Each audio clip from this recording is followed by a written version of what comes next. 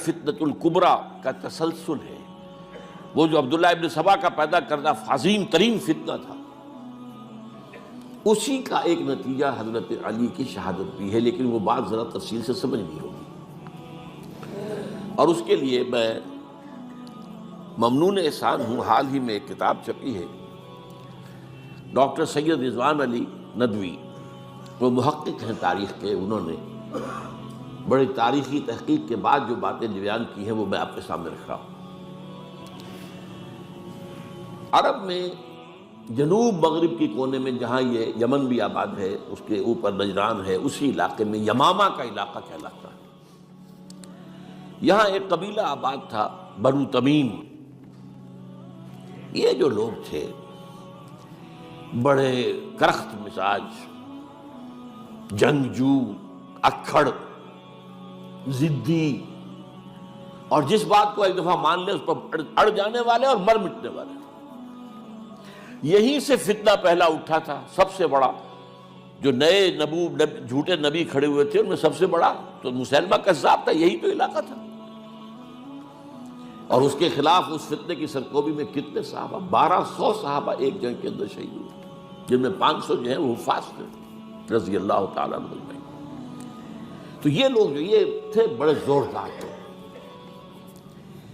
اس قبیلے کے بارے میں حضرت عمر رضی اللہ تعالیٰ عنہ نے ایک بڑی عجیب حکمت عملی اختیار کی، ان کو وہاں سے اکھاڑ کر اور ایران کی سرحدوں پر آباد کر دیا، اب جہاں پر جہاد ہو رہا تھا، تاکہ ان کے اندر جو یہ جنگجوئی ہے یہ اب اس مقصد کے لیے استعمال ہو،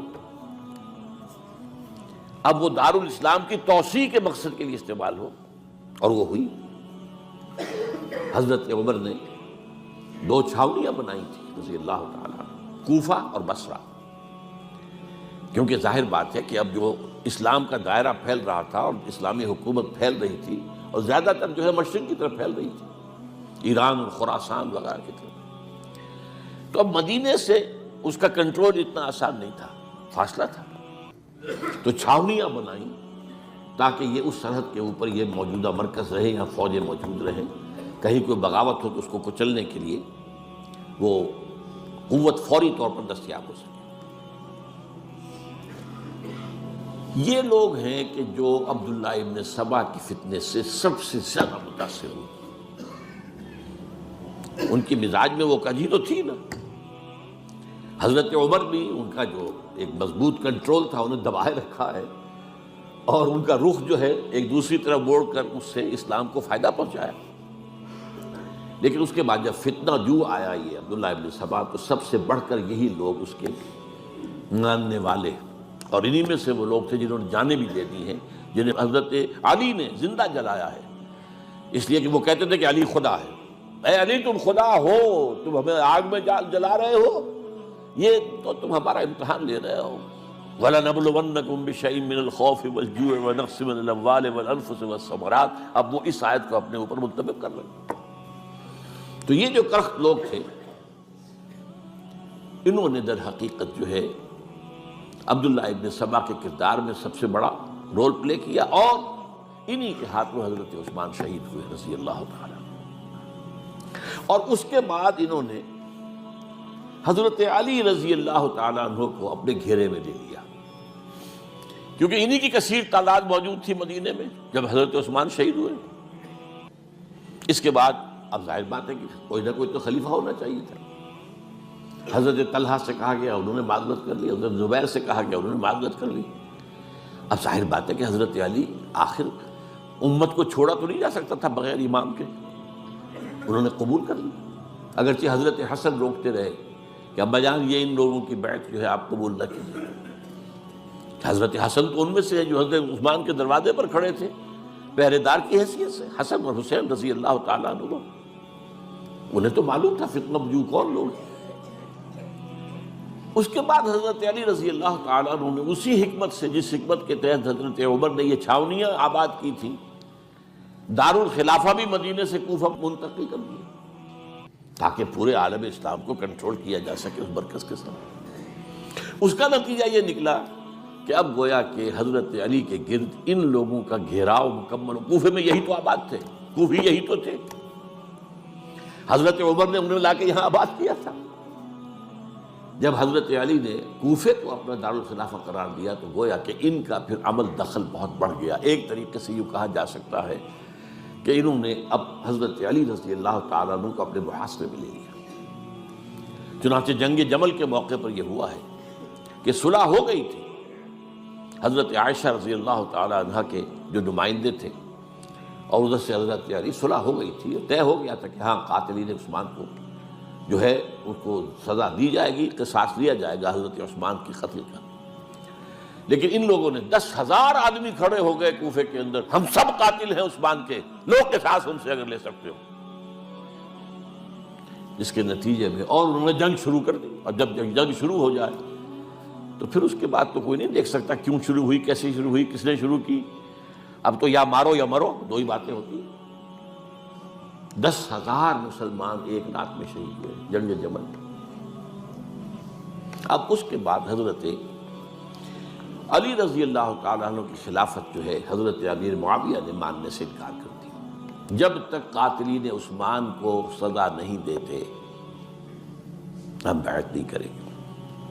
یہ نہیں کہ دعویٰ کیا ہو کہ میں خلافت کا حقدار ہوں، یہ نہیں، لیکن یہ کہ آپ کو ان کو سزا دینی چاہیے۔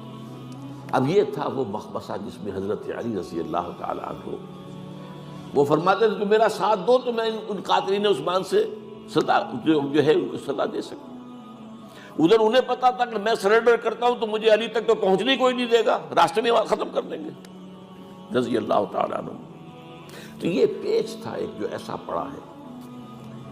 اب اس میں جب حضرت معاویہ اور حضرت علی کے مابین فیصلہ کن جنگ ہوئی، جنگ صفین جسے کہتے ہیں، جس میں 70,000 مسلمان ایک دوسرے کی تلواروں، تیروں، نیزوں سے قتل ہوئے۔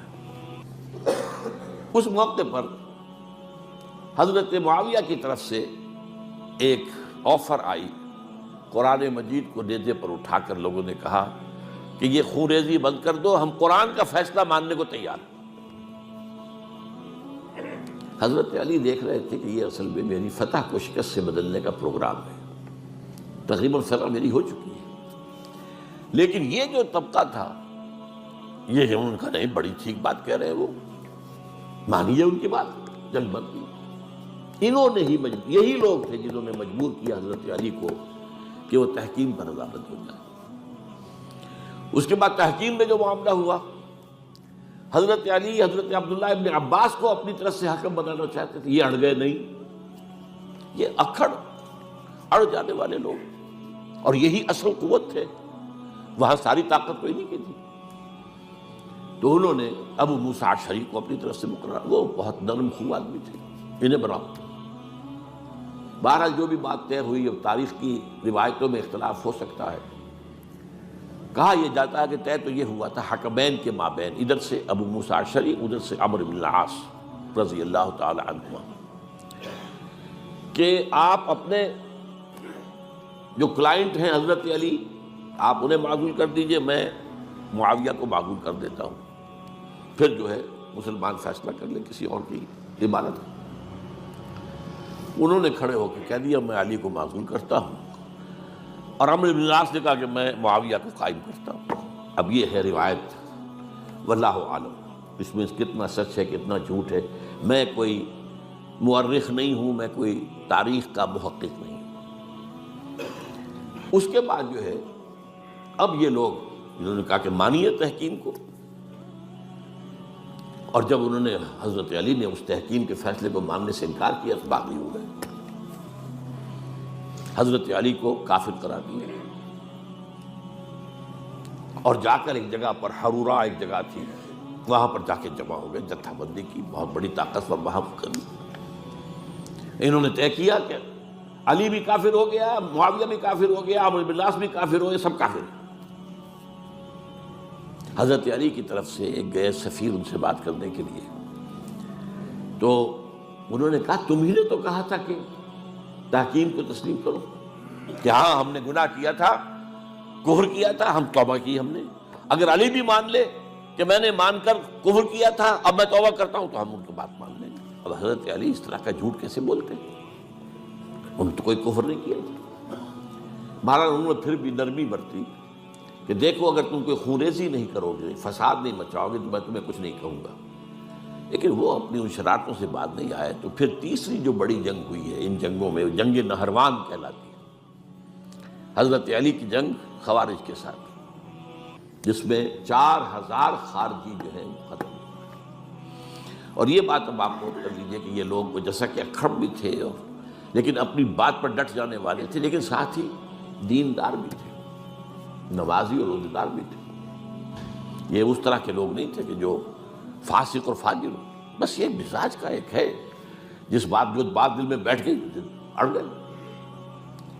تو یہ اصل میں انہوں نے پھر فیصلہ کیا کہ اور تو ہمارے بس میں اب کچھ نہیں ہے، ان تینوں کو قتل کر دیا جائے، علی کو بھی اور معاویہ کو بھی اور عمرو بن العاص کو بھی۔ تو ایک جگہ ان کی سازش ہوئی، 3 آدمی معین ہو گئے، ایک ہی وقت کا طے فیصلہ ہو گیا، فلاں تاریخ کو فجر کے وقت تم جاؤ، وہ تم کوفے کی جامع مسجد میں، جب علی نماز جماعت کرا رہے ہو خنجر مارو انہیں۔ اور یہ اس کا نام ابن ملجم تھا، خارجی، یہ وہی لوگ بنو تمیم کے لوگ۔ دوسرا جو تھا وہ دمشق میں حضرت معاویہ کو قتل کرنے، شہید کرنے کے لیے پہنچ گیا۔ تیسرا مصر پہنچ گیا حضرت عمرو بن العاص کو۔ اب یہ بات اللہ کی طرف سے ہے، یہ تو اس کی مشیت ہے، اس کا فیصلہ ہے۔ حضرت علی پر وار کارگر ہوا، اب شہید ہو گئے۔ حضرت معاویہ پر وہ وار ذرا اوچھا پڑا، زخمی تو ہوئے لیکن آپ کی جان بچ گئی۔ عمرو بن العاص اس روز مسجد میں کسی معذوری کی وجہ سے، عذر کی وجہ سے فجر میں آئی نہیں سکے، لہذا حضرت علی کی شہادت ہو گئی۔ اب یہ ہے اصل پس منظر، کن لوگوں نے کیا شہید، اصل میں وہ سمجھ لینے کی بات ہے۔ یہ خوارج نے شہید کیا، لیکن خوارج کا فتنہ سبائی فتنے ہی کا آف شوٹ ہے، اسی کے ذیل میں ہے، اسی کی ایک شاخ ہے، اسی کا ایک نتیجہ ہے۔